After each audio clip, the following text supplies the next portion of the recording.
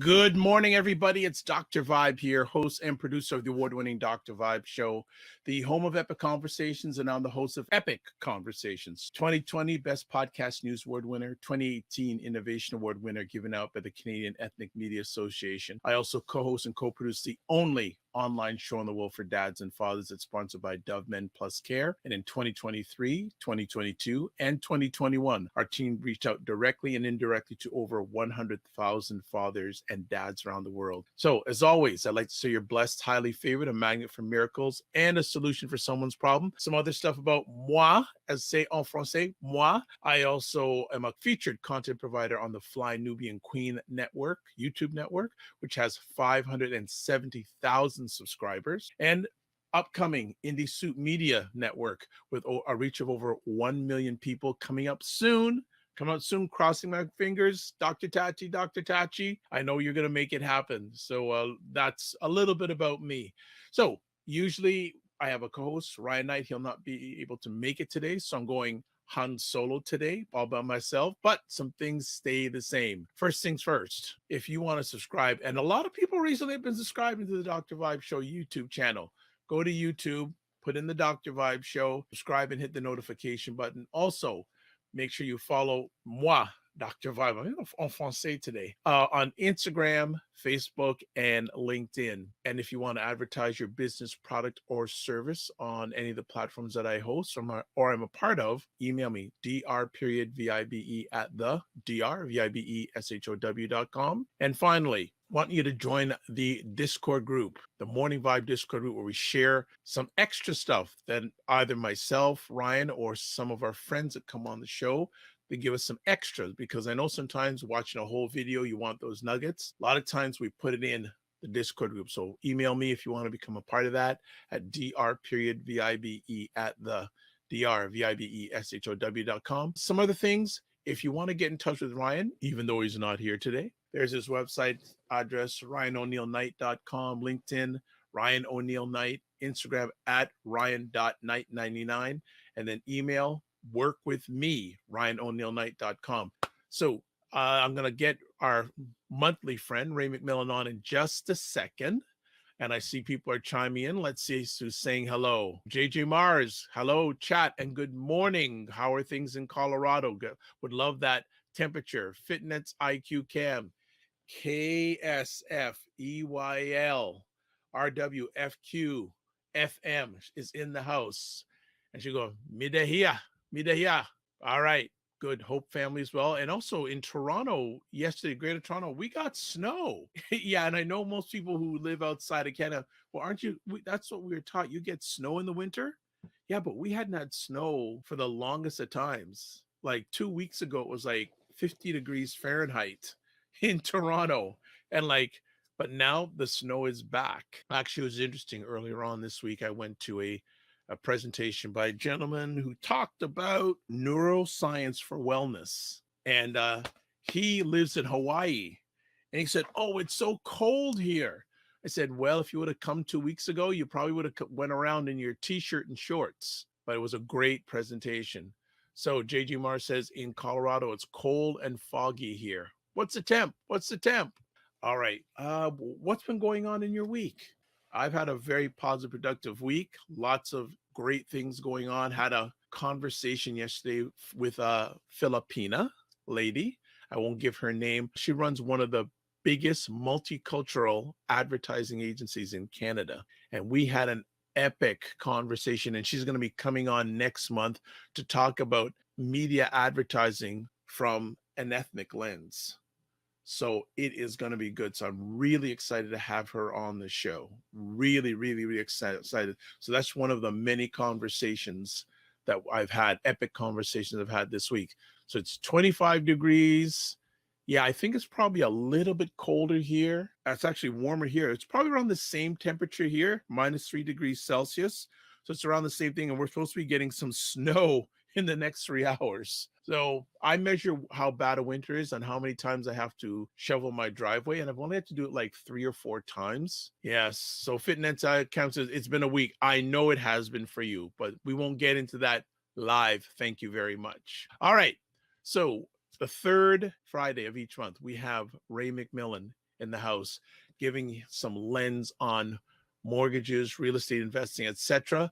And got a great topic today. I've come with a lot of questions, but I hope you have come with a lot of questions also, the family. So I want to make sure you go hard in the paint in the chat when it comes to questions today. All right. Can I get that from you? Can I get that from you? All right.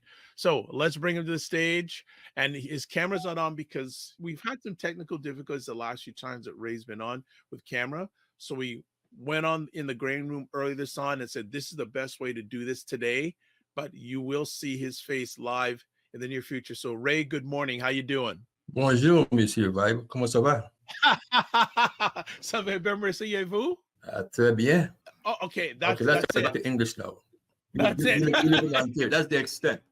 Yeah, my mother's been a French department head for all of her teaching career in many parts of the Caribbean. And her reference to my French, she tells me I speak French like a Spaniard. So you can take that how you, but my French capabilities are limited to reading. I read French very well, but I have a very difficult time speaking French. So I lived in St. Lucia for a while. For those, a bit of background with myself. I lived in St. Lucia for a while, and St. Lucia speaks French patois. So I learned French patois very, very well, but I never learned to speak proper French, much to my mother's dismay. So up to now, she still tries with me. You should get some French tapes and try to learn French the right way. But as they say, it's hard to teach an old dog new tricks. So good to be back here, Dr. Vibe. We had a bit of dusting of snow yesterday. Nice to be here and enjoy a bit of the winter weather. For those who are new to the conversation, my name is Ray McMillan. I am a retired now mortgage broker. I was in the industry, started in 1994-95 as a financial advisor, then moved into the banking environment in the late 90s, and then became an independent mortgage advisor in 1999, to be exact. A few years ago, I transitioned my business to my eldest son, who is actually having a very successful mortgage brokering career. He's won consecutive awards in production since 2018, I think. Like every single year, he's won awards in the industry. I spend more of my time today coaching individuals who want to invest in real estate, mentoring my son, and mentoring anybody who's interested in the mortgage industry and in the real estate investment space. I spend a fair amount of time in the US, Florida to be exact, and more recently in the Caribbean, Guyana, where I'm trying to navigate the real estate space in those places. I've got a bit of knowledge, not a bit, I've got a fair amount of knowledge of real estate in most of the Caribbean, including Jamaica, Barbados, Grenada, and St. Lucia. So I've got a pretty diverse knowledge when it comes to real estate. Mortgages and real estate mortgage rates and home buying has been in the news quite a bit over the last year with the interest rates going up. For many home buyers, there are a lot of questions of how do we buy today? What can we afford to buy? And when individuals come to us and ask, should I buy today or wait? My answer always is, if you have all the necessary variables in place, you've got reasonably good credit score, you've got reasonably good down payment, you have minimal debt or preferably no debt, and you've got good employment. And I mean, good employment is actually a relative term today because we see all the job cuts across the board, many large corporations. But based on your current situation, if all those things are in place, then the best time to buy is today. There's no need to wait. We can't time the market. No need to wait for tomorrow, next week, next month, next year. The challenge we have is that a lot of people don't have all the variables in place. They may have one or two, and they rush into the market. So you see these sad stories all the time where people are in a crisis. Either they can't afford to pay their mortgage, or they're running into payment problems for whatever reason. This morning I was reading an article of a woman who was up in arms, and there's a whole article in the newspapers with her in Scotiabank. The article is written in a way where they're trying to get sympathy for the homeowner. But hey, listen to the story, it makes no sense. So she bought a home 2 years ago that was listed for $465,000. She was involved in a multiple bidding scenario. So she paid $200,000 more for the house than it was being listed for. She lost her job 7 months later. Now, by the sounds of it, it sounds like a single person. The market's corrected. It seems as though she had a variable rate mortgage. And now that the prime rate has increased a bit over the last couple of years, she has now found herself in a situation where she had to sell the home because she couldn't afford it. Now, the market has pulled back quite a bit. probably 10-15%. She's in a smaller community, so that was at 465, might be more in that community. So she's down in a situation where she can't sell the home because she paid too much for it and she can't afford the payments. The media puts these stories out there so frequently. They're usually one-off situations, and everybody jumps on the sympathy bandwagon. But I see many flaws in that situation, in her application. I mean, first of all, why would you pay $200,000 more for a house that's worth less than $500,000? In some communities, it has 70,000 people. That's the first error that I see, in my opinion. Then secondly, as a single person, probably working in the tech industry, which, while it pays very well, is one of the most uncertain industries in some regards. I mean, many companies are subbing out their contracts overseas and that sort of stuff. So it depends on your position. It's not necessarily the most secure type of job environment. So the mortgage planning part is very, very important. So for those who want to enter the market today as a home buyer, you have to be very prudent in your mortgage planning. The stress test is still in place in Canada. It hasn't gone anywhere, and it's not going to go anywhere. What is the stress test? The stress test is a process that the government introduced to determine how mortgages are qualified in Canada to basically reduce the risk of people finding themselves in situations like the young woman who just basically bid $200,000 more on a home that was listed at $465,000. The stress test rate is 5.25%. The banks will qualify you, or the lenders, on prime mortgages at 5.25% plus 2%. That is 7.25%. So you have to qualify for a mortgage in Canada at 7.25%, irregardless of what the contract rate is for that mortgage. So when you sit down with your mortgage advisor or your banker, you want to make sure that your mortgage payments, including your property taxes, utilities, condo fees, if applicable, are around 32% of your gross income. If it's a bit more than that, and you've got additional debt, you could find yourself in a problem. Some lenders are removing some of the debt ratio qualifications and pushing it as high as 44%. What you have to remember is that they're qualifying you for a mortgage based on your gross income. And the higher income is in Ontario and Canada, for those who live in Canada, the higher is your marginal tax rate. So if you're making $120,000 a year, your tax rate is somewhere like around 35% of your income is gone in provincial and federal taxes. If you live in some parts of the US, there's no state tax.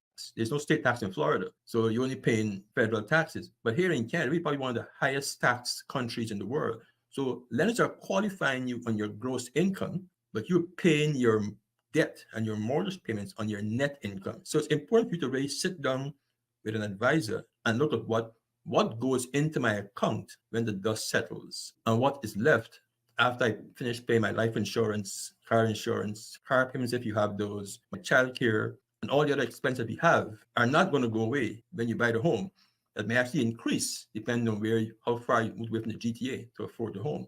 So it's imperative today, if you don't want to find yourself in this young woman's situation where you buy a house and then 2 years later, you're trying to figure out, how do I keep this property? Wow. Wow. There is so many things to ask about what you've just shared with us there in regards to that situation. And we're going to take a break and then come back because there's things I want to ask about that situation from your lens. What we're going to do is we're going to take a quick little break. We're going to come back. And then if you have questions, or I've got a pile of questions for Ray, but more importantly, you should have a pile of questions. Keep it locked. We'll be back in 90 seconds.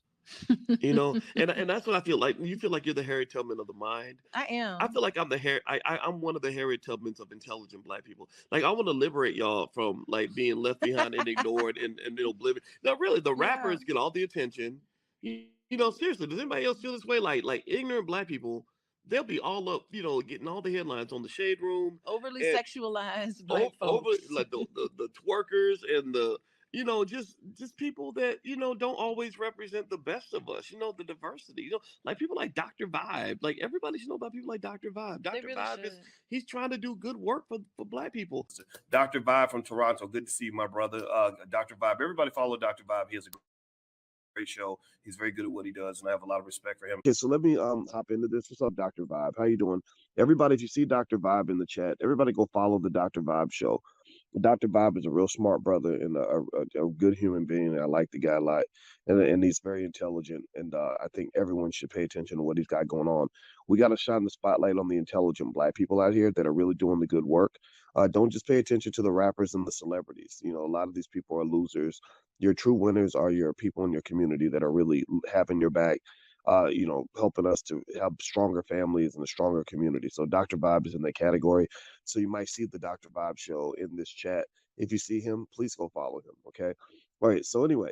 Okay, we are back as always. Big ups to Dr. Boyce and Dr. Alicia Watkins, supporters of this platform, and also we support them. So, Ray, based on what you said, one of my first conversation pieces is post-pandemic. How much impact is it having on the future of the real estate market? Because, yeah, the pandemic is somewhat over, though I was speaking with someone yesterday who has COVID and is like quarantined, but is there still a residual effect of the pandemic on what's going on with today and the future real estate market? Yes. What happened during the pandemic is that many people left the large cities. So many people who couldn't afford to buy homes in major urban centers because of the cost, and that's across North America, where these cities and buy homes in smaller communities or even further away. Like in the US, for example, many people left New York City and moved into the Carolinas or into Virginia or into Texas, and they were able to work remotely. What is beginning to happen is that these corporations are now requesting hybrid employment situations. So if you move 2 hours away from your employer, how are you going to work in a hybrid environment? So people are now having to sell these homes and come back into proximity of their employment. If you were renting before you bought your home in some small community, you will find yourself unable to find a similar living environment today at the price that you were paying for it before you moved. I mean, let's say you were living in an apartment in Toronto, they rented back in 2010, and you never moved to that apartment. You're in the same building, somewhere in Mississauga, Scarborough, anywhere. You're probably paying $1,200, $1,400 a month in rent. But if you move from that apartment and you try to come back into that same apartment 2.5 or 3 years later, that rent has now gone from $1,400 to $2,300. Much has changed in your life regarding your income, then your affordability remigrate back into major urban centers. So you've got no homes being sold that were bought at high prices because they're involved in all these bidding wars during the pandemic. Because there was a lot of emotion during the pandemic. I mean, what you have to realize is that most home buyers buy real estate using emotion. It's always they fell in love with a home. And I mean, the case in point is the person who bid $200,000 on a house that's worth less than $500,000. I mean, so it couldn't be anything special. It's not an estate house. It's not a mini mansion. It's not a mansion. It's not sitting on 4.5 acres with a pond in the backyard. This has to be a very basic home. And that just shows you very clearly the level of emotion involved in that process. So those emotional buyers who left these large cities and moved out 2 hours away, 3 hours away, and then bought their property are now being forced to come back. And the builders started to build during the pandemic, and now the houses are being sold in many cases at the same price they were bought for or less than they were bought for. So the affordability has pushed many people back into that rental space. So what is the solution? The solution is multi-generational housing. That is probably the solution. And can that be done in suburban environments? It probably can be if the homes are large enough, but it can be more done in an urban environment where you get into the duplexes, the small multiplex homes, and you have 3 generations of family living in the same home. And that will probably be able to counter the situation that many people have found themselves in. Now, in some cultures, multi-generational living is very, very normal, easily accepted. In some cultures, it's not. But it is probably the only way going forward where young people can afford to get into the real estate market without having to pay half of their income towards their housing costs. Good stuff. Good stuff. I love how you said before we went on the break about people not realizing their gross and then what money do they have left over to pay for house expenses after their gross. Are you still seeing a lot of people making that mistake? Yes. What many home buyers do, and even some real estate investors, before they sit down with a mortgage professional, they go out and call a realtor. The realtor's job is to find you a property, not to qualify you for a mortgage. And I know a lot of great realtors all across North America and the Caribbean. Their role is to find you the right property, to live in or it's an investment property you're going to have tenants in. Their job is not to figure whether or not you can afford this home or whether the cash flow is right or all that stuff. Well, the first thing you should do is get a copy of your Equifax report. That's the first step.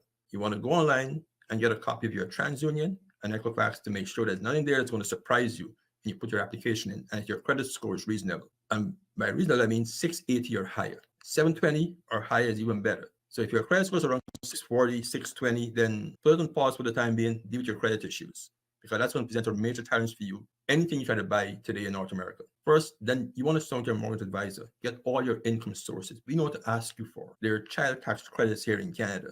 Some lenders take them, some lenders don't. So when you speak to the mortgage professional, we will ask you, do you have children? How old are the children? Is there a child tax credit? Are you single, married, divorced? If you're divorced and you've got children, is there support being paid? How much is support? I mean, so there's a lot of sources of income you can use to qualify you. Cognizant that if you are divorced and your child is 17 years old and your support is going to get $1,000 a month, it's going to stop in the next year. So it'd be very difficult to qualify for $1 million mortgage today, expect needing that $1,000 a month to pay your mortgage when your child turns 18 next year and the support is going to stop. That $1,000 is gone. It's not coming back.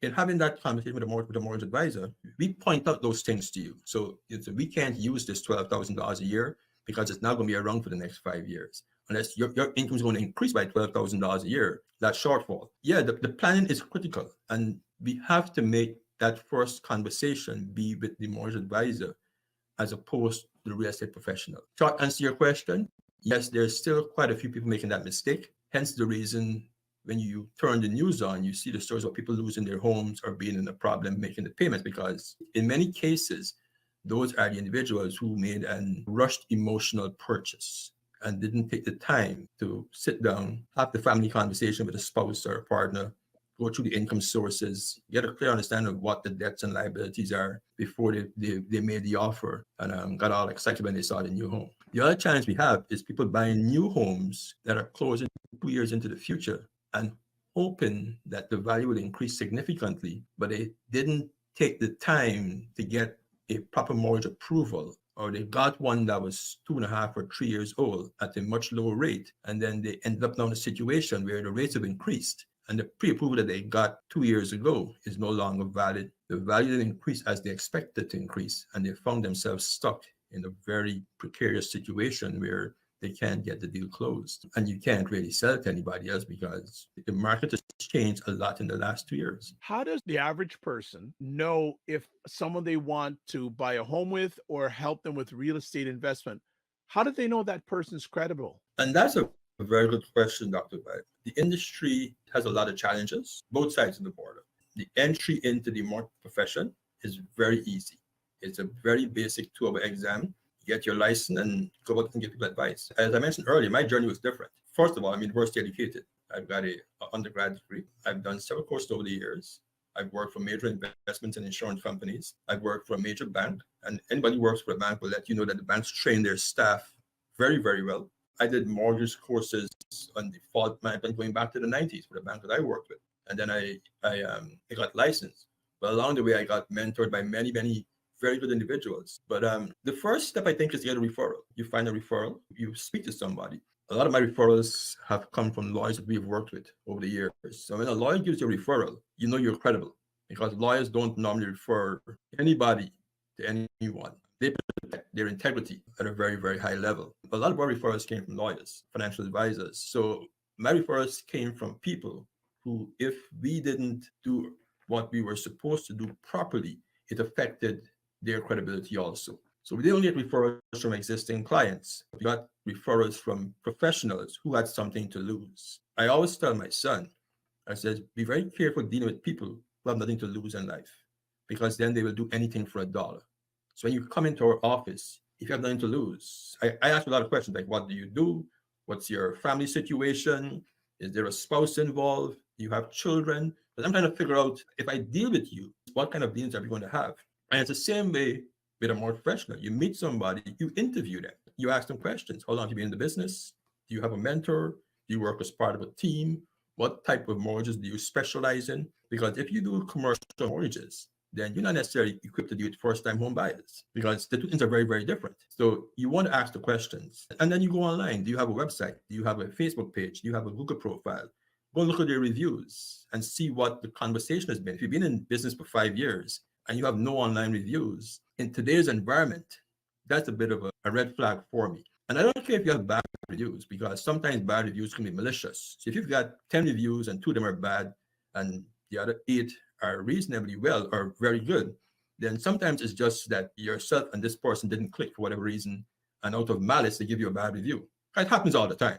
So I'm not going to take that one bad review and those 2 bad reviews and say, oh, this person's an idiot. I'm not going to deal with them. I think we're intelligent enough to do the analysis to see, okay, these 2 reviews don't make any sense based on these 8. So I'm going to give this person a chance. Let's have a conversation. But I think it's very important that you ask a lot of questions. And then you can go online, go to the official website, see if there's any complaints against that person, and that sort of stuff. But it is very difficult, because the industry is one where, as I said, I've been licensed as an insurance advisor and a financial advisor going back to the 90s. And the mortgage licensing process of all of those 3 industries is the easiest. The ongoing education is nowhere close to what you need to do to be a financial advisor. And anybody who's in that industry can attest to that. The ongoing education in the insurance or financial services industry is in the mortgage brokerage industry. And they're trying to change it. But yes, ask for the referrals and ask a lot of questions. Okay. That's simple. All right. So Ray, I got another conversation piece, because I've come loaded up today. We live in a world of technology. We can't avoid it anymore. How can a home buyer or a real estate investor use technology for their advantage? Technology gives you access to information. The key with the information is, do you understand the information? As an investor, we have property outside of Canada. I have done some transactions in Guyana, done some stuff in Barbados and Jamaica. In today's environment, it's very easy to go online and quickly determine what a property is worth. Take a look at the location and to see if the environment is one that you want to buy a property. Like, let's say, for example, you found a property in Wisconsin, Green Bay, or somewhere in Illinois, and it's a 6-family home for $95,000. For a Canadian, that sounds like an amazing deal. I've got 6 apartments in there. It's $95,000 US. Before you go any further, you get the address, plug it into Google Maps, pull up the street view, go to realtor.com or Zillow, key in the marginal rents, pull up the actual neighborhood, do the search in the crime stats, and the information is all there. So in less than probably a minute, you can determine whether this $95,000 property that is a 2-hour plane ride from where you live is actually a worthwhile investment or a holy nightmare. And many people hear about these great deals all over the place, whether it's Newfoundland, whether it's in Sudbury or Sault Ste. Marie or Chicago or wherever, without understanding what they're getting into. And if you can't afford to buy a plane ticket along with your online activity, jump on a plane and walk the neighborhood. We bought property in Florida, and 95% of my research is done online. Where I'm so good today, I can look at the property, look at the price, look at the address, the zip code, and I can tell you in 15 seconds whether I should go any deeper in that property or just go past it. And it comes with practice. I mean, if you want to invest in real estate, you should be looking at about probably 20 or 25 properties per day. You can't be an investor and the first property you see, you jump on it. You might get lucky, but 9 out of 10 times, you lose a lot of money. So I go through, I get about probably 25 property suggestions every single day from the sites that I follow based on my search criteria. And you have to determine what your search criteria is, what your budget is, what your tenant is going to be. And that's probably the most important part. What type of tenant do you plan to have in your property? And a lot of that can be done online. You look at the city and you see, okay, what kind of jobs are in that city? Is there a base in that city? Are there any new warehouses coming to the city? What kind of construction is taking place? What kind of major projects are taking place? And all this information can be found online. So, but you got to take the time. If you plan to invest in real estate at a serious level, get to a place where you own 20 or 25 units over a 5 or 6 year period, you should be spending about 4 hours a day online doing your research. If you're not doing that, then I don't think you're going to be very, very successful. Like buying a home to live in, the way you qualify for your rental property, you've got to be very, very stringent. You've got to work your numbers out very carefully. That property is going to need work. If the home is 40 years old and the roof is 15 years old, at some point you're going to have to get a new roof for that property. And that's going to cost you $25,000 or $28,000. So if your cash was $200 a month, but you need a roof in a year and a half from now, how are you going to pay for the roof? There's no reserve fund to pay for your roof. There's no money in this property, right? Either you negotiate with the vendor They give you a credit to fix the roof. They fix the roof and probably change the price of the house by $10,000, because that now makes more sense now, because putting this additional $10,000 over 25 or 30 years, but buying a home that needs a roof in 2 years doesn't make any sense, because you have to do that expense yourself. So my number per unit when it comes to cash flow is probably around $500 a month after all expenses are paid, minimum, because it doesn't make sense beyond that. If you've got 10 doors or 10 units, 5 times 10 is $5,000 a month, which is you running a business. Between that income from your rent after expenses plus your appreciation, you should be doing about $7,000 or $8,000 a month if you have 10 small units. And I'm talking properties that are worth less than $100,000. If your property is worth $300,000 or $400,000, then your cash flow per unit should be about $1,000 minimum. And many investors don't look at that. They look at the fact, okay, I can buy it, I can rent it. We would ask clients, well, what's your net after expenses? The only expense that they can think of is mortgage payments,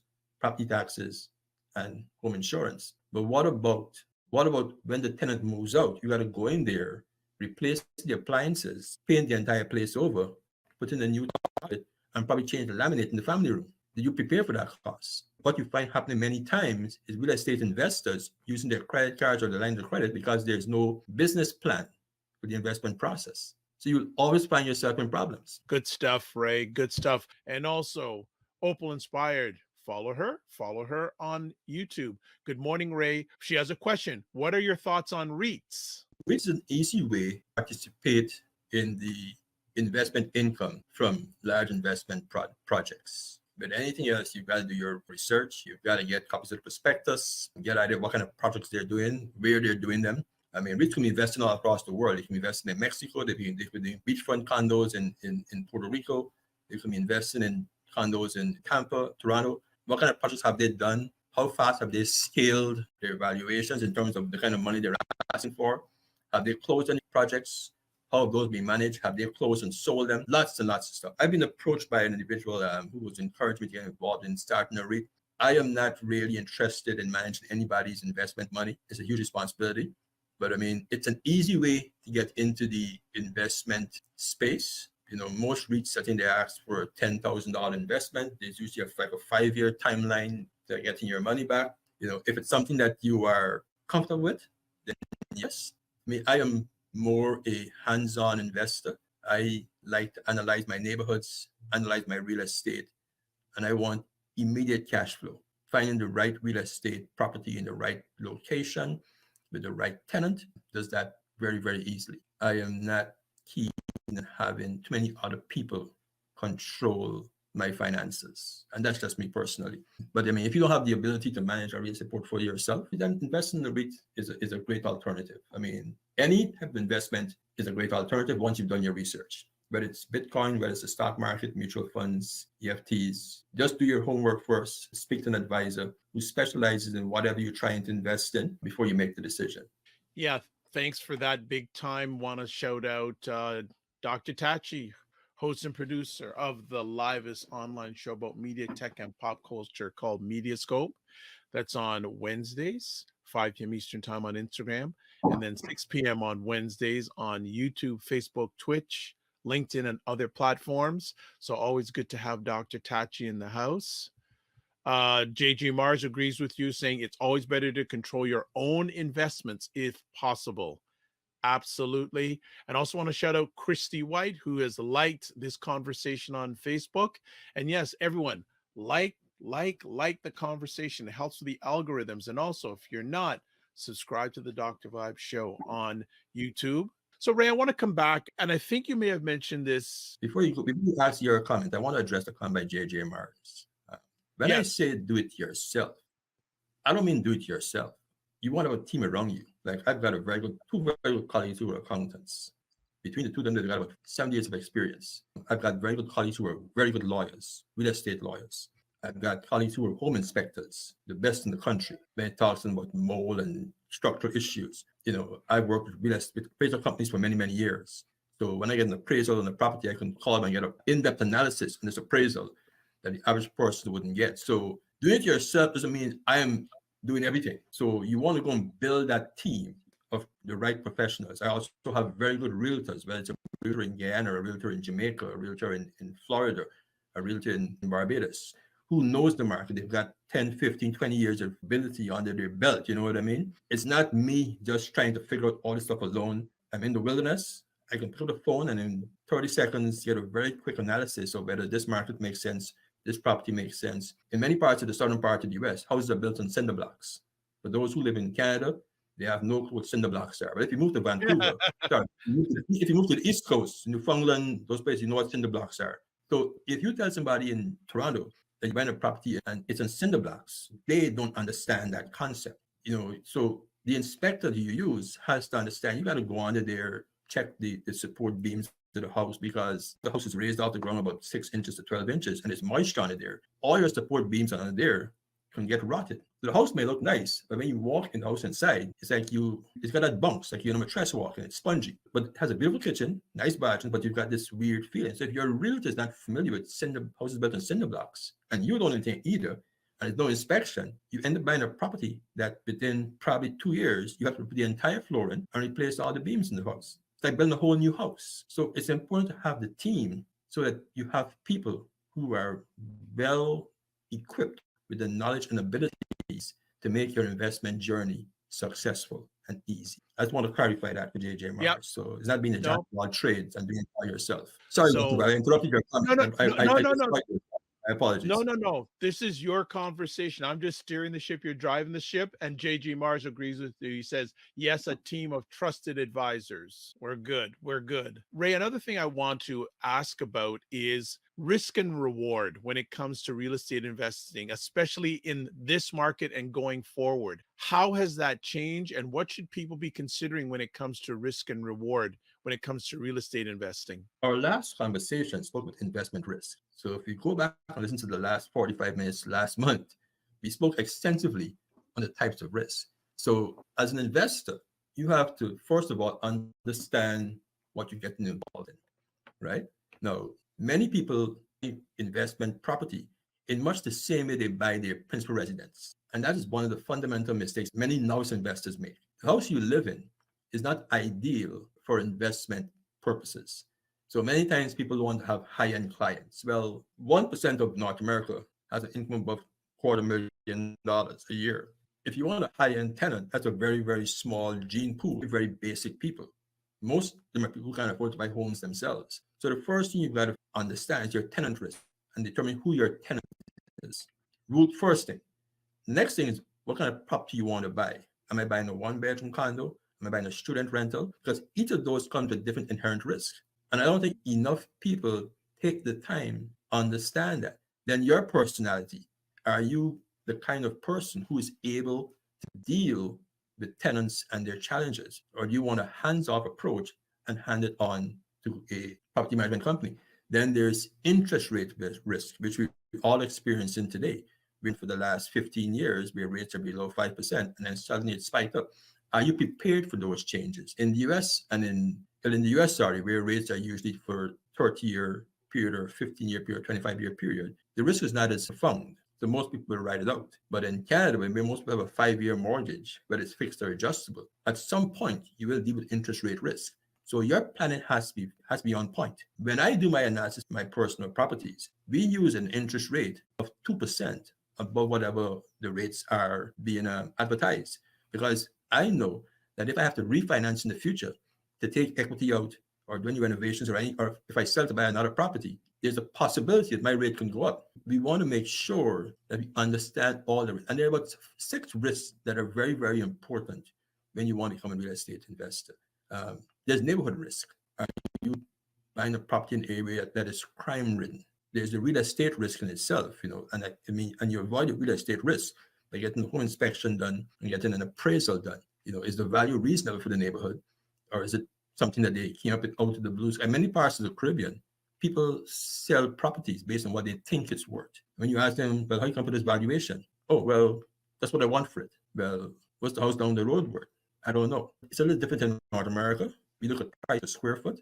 So if you look at any city in North America, you can go into any postal code or zip code and check and see what's the median price per square foot, what is the average price per square foot. And that'll give you a pretty good idea if what you are paying for your property is reasonable. In some parts of the US, some zip codes prices are $75 a square foot. In other parts, it's $120 a square foot. In parts of the GTA, it's probably $1,200 a square foot. In Halifax, it's probably $250 a square foot. So you need to understand what your price per square foot is to determine whether your price. Next thing is age of homes. Is the home 50 years old? Is the home 75 years old? The older the home, there will be maintenance required, probably in the very near future, if it's not a total rebuild. So those are many of the risks that you run into as an investor. That's why the journey for successful real estate investing is not overnight. You're going to make a few mistakes, and it might take you a year before you buy your first property. I mean, we've worked with clients who took them 2 years to buy their first property. There's no rush. So if you're working with a team and they rush you into these properties, then no, you step back and try to, understand is that what you're getting involved in. Because while it's easy to buy the property, it's not always easy to sell it. And many times there's a cost to liquidate in real estate. There could be a tax liability. There's real estate fees to the realtor. There's breaking the mortgage. So if you buy the wrong property, you can erode 10% of your equity or more in some cases if you're forced to sell it prematurely because you made the wrong choice. All right, good question. A question from IPV Add T. Has the housing market for home buying slowed down, or are there more folks buying this season? A few days ago, I was talking to my son, and I was telling him a lot of the articles you see across the media are very generalized articles. They speak of the housing market en masse. Activity can change from neighborhood to neighborhood, right? So in certain parts of Peel, they're active markets. In other parts of Peel, they're very quiet markets. Right now, if you're looking at 70 detached homes in any part of Peel, between $600,000 to $800,000 asking price, that's a very active market. Because for most younger families who are making combined $170,000, $150,000 a year, if they've got a gift from their parents or they've got very good credit and no debt, it's an easy in. There are certain certain neighborhoods right across Ontario where you've got a lot of houses in that price range. Then you've got houses that are now in the $2.5, $2.6 million price range. So that neighborhood may have less activity. So, it all depends on what you're buying and where you're buying it. In the US, it's the same thing. Prices in New York and prices in the DMV are very, very different. Prices in the Carolinas and prices in Tampa are very different. Prices in Orlando are different. As with anything, you want to find a realtor who understands the market that you're trying to buy in and give you the analysis. The information is all there. Like, what is the time to market? How long are homes being taken to sell? Are they selling below or above asking price? Are these falling apart before they close? That happens sometimes also. You've got a lot of activity, but the deals aren't closing. I mean, there's one city in the US that I analyze where you see properties coming back on the market every week. That means they're not closing. So there's something wrong there. Either potential buyers aren't being qualified properly, or the properties are older and they're not being appraised for the value that they think they should be appraised for, or they aren't passing the inspection, or the tenants don't want to move. There's always some reason why deals don't close, right? But yeah, each market is different, each neighborhood is different. So there's not a broad analysis. You got to deep dive into that particular postal code, and then even closer into the particular neighborhood that you want to get involved in, and then see what's happening in that neighborhood.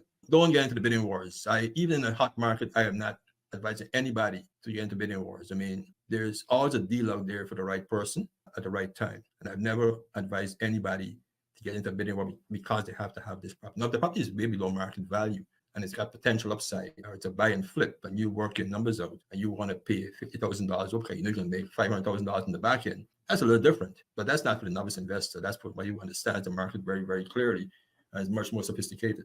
Ray, I want to ask also, for the future real estate investor, how important is knowing rules and regulations? The novice investor ain't going to know anything about that. How can they, navigate the rules and regulations when it comes to being a real estate investor? There's no real rules as an investor, no real rules as a real estate investor. Where the rules and regulations are is understand the Landlord and Tenancy Act. That's what you need to understand. I know this is a hot button subject for a lot of Ontario investors. I mean, Ontario is tenant friendly. Most of Canada is tenant friendly. Parts of the US aren't as tenant friendly. So as an investor, I don't want to invest in real estate in any tenant friendly environment, because that tenant is going to carry you, drag you through the ringer if they run into a problem in their life and you can't get them out of your home. So that's what you need to understand. So before you get into buying investment real estate, you need to really understand the Landlord Tenancy Act and regulations in whichever state, province, or municipality you're buying real estate in. What are the eviction guidelines? If that person doesn't pay you rent for 2 months, can you evict them in 3 days, or does it take 90 days? Like, those are the things you want to understand. And I don't think many real estate investors, particularly new ones, spend the time to do that. So when they run into a problem with a bad tenant, and I say a bad tenant, it should be a good tenant in a bad situation. I don't think they're bad tenants. Everybody rents your place in good faith, but life happens. They get divorced, the spouse dies, they lose their job. Stuff happens to people, and then becomes a bad situation. And that's where I mentioned earlier, you have the personality to deal with your tenant, because what happens if people find themselves in financial constraints, they get defensive and aggressive at the same time because they're in an awkward situation. So the communication now becomes very, very challenging. You have to learn how to communicate to your tenant to get the best end result. What you don't want happen is that you have a tenant in a bad situation in your property. You end up in a confrontational situation, and then they damage your property. Now you've got thousands of dollars of repairs to do, because the conversation for any person getting involved in real estate investing, understand the rules and guidelines in your province, state, city. If you invest in condominiums, understand the condo rules. Many condominiums limit how many rental units that they can have in a high-rise condo. They've got specific rules in the condominium. Some condos, I know particularly in the US, the actual condo board interviews the tenants before they can actually sign off on their lease and take possession of the unit. So to understand those things very clearly. Some condos, you can't rent the unit. So you can buy a condo for rental purposes, go about finding your tenant, move your tenant in, and then the condo board at HOA tells you, I'm sorry, you don't want tenants in here. But at that point, what are you going to do? You now have to get the tenant out. That becomes a challenge. And then if you don't plan to live in the unit or have a child live in the unit, you have to now try and sell the unit, most likely at a loss. So understand state laws, provincial laws, municipal laws regarding Landlord Tenancy Act. I always tell people, I don't want tenants with high credit scores or fancy jobs. I want those whose rents are paid by the city, the province, or the state. I don't care what your profession is. I don't care what your credit score is. That's not important to me, because, I mean, you can be making $200,000 yesterday and be unemployed tomorrow. But if you are on welfare, Section 8, you're on disability, and you've got a check coming from City of Hamilton, City of Jacksonville, I'm good. Once my place is overcrowded, it says you and one child, you and your husband. When I come there to see you, see your husband, all is well. I'm not worried about it.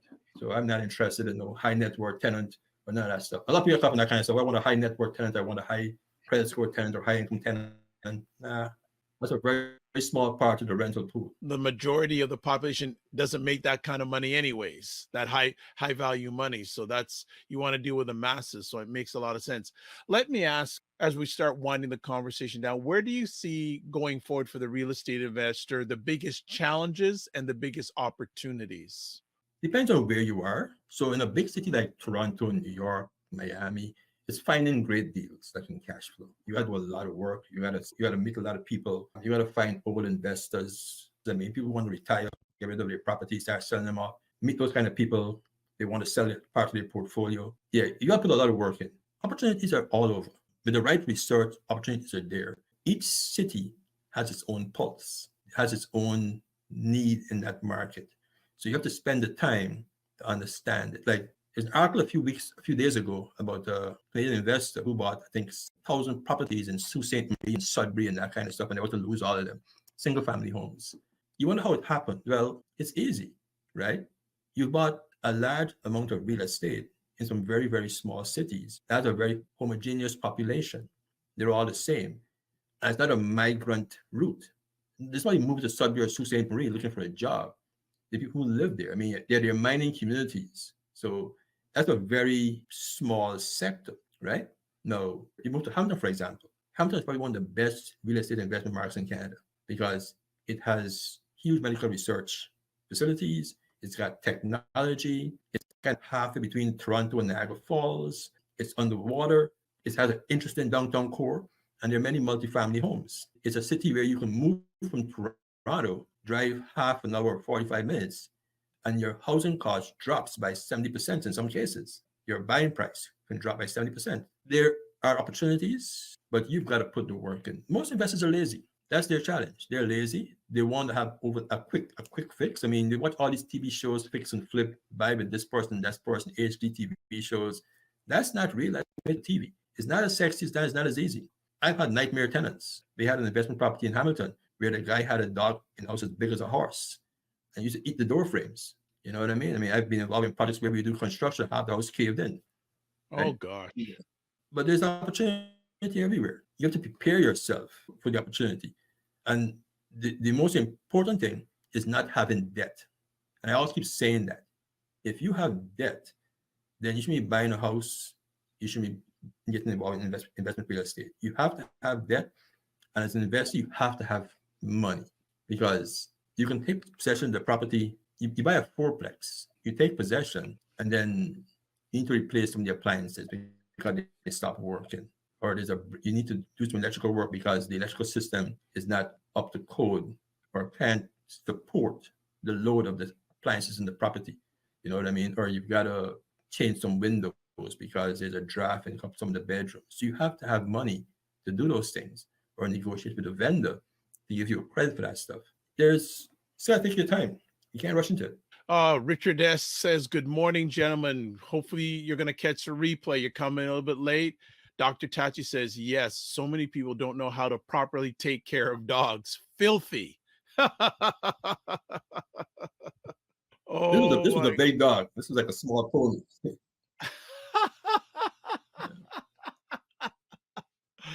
So different kind of dog, man. So Ray, what do you see when it comes to the real estate investor market for the rest of the year? And now everything can always change, but what are you seeing for the rest of 2024 when it comes to the marketplace for real estate investors? From where I see the opportunity, because of the increase in mortgage rates over the last year, many people who have been first-time home buyers are renting for a longer period of time. If you can find older homes that you can convert into a 3-family unit, the old back split, side split homes, you find yourself a small duplex, there's opportunity. But you have to do your numbers. You have to look at what your low end of the rent is, what your high end of the rent is. You got to look and see what are your vacancies in this particular neighborhood? Are there any jobs coming here? Is there a new wing in the hospital coming? Are they planning to put a new faculty in this university? Is Amazon going to bring a facility here? If those things are happening in your neighborhood, the infrastructure is there, you're close to a major port. Anybody who's close to any port city, there's always opportunity for investing in real estate because people come to those places looking for jobs all the time. And those jobs are usually average paying jobs. And because they're quote unquote transient people, they're always going to be renters. I think there's tremendous opportunity.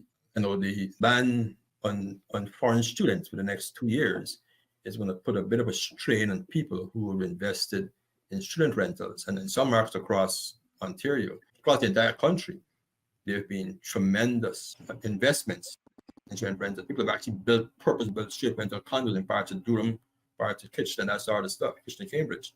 I mean, the good thing about those properties is that they can be repurposed for regular rentals because there are no rental vacancies, right? I mean, it's probably like 1% rental vacancies or somewhere less than that.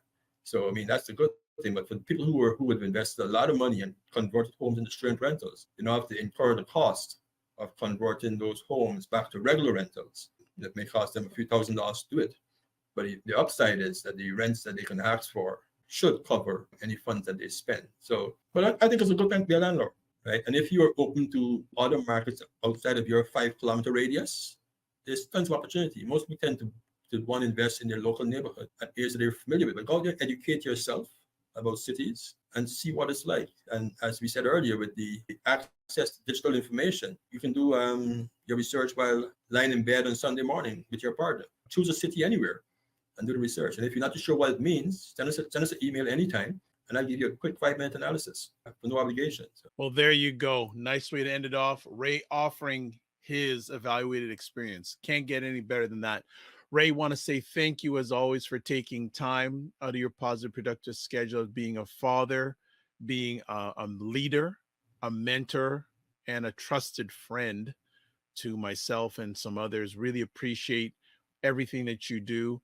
And his contact information is there. There's a Canada phone number, US phone number, toll-free North American number, website, the McMillan Group Inc.com, and email address, raycmcmillan@gmail.com.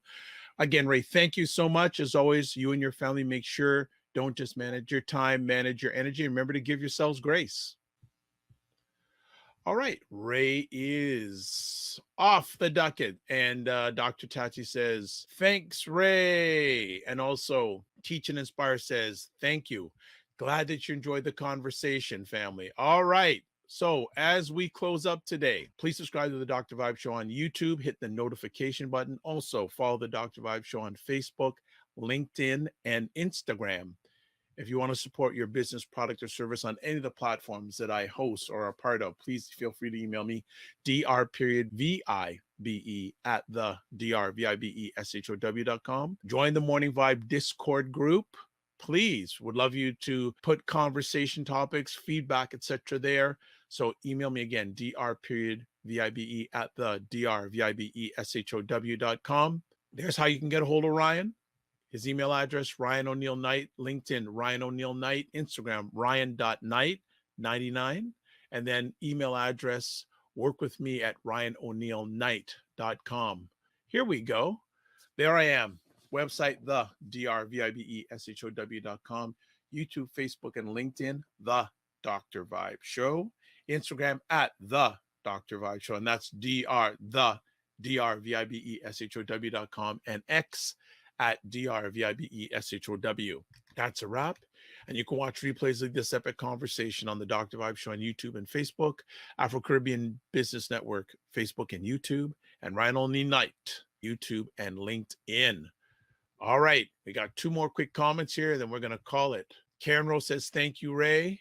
Ray says also, thanks to everyone who took time to join the conversation. Appreciate it. We appreciate you back, Ray. So let's finish off with this. Live your life as a dream. If you can dream it, you can make it. Sometimes you have to get small to get stronger. Block assumptions, then aim bigger, aim better, aim higher, aim wider. Love, faith, and respect. Remember to give yourselves grace and don't just manage your time, manage your energy. If you're watching this live, have an outstanding weekend. God bless. Peace to all. Keep the faith. Walk good. Remember to give yourself grace and don't just manage your time, manage your energy. Really important things these days. Peace.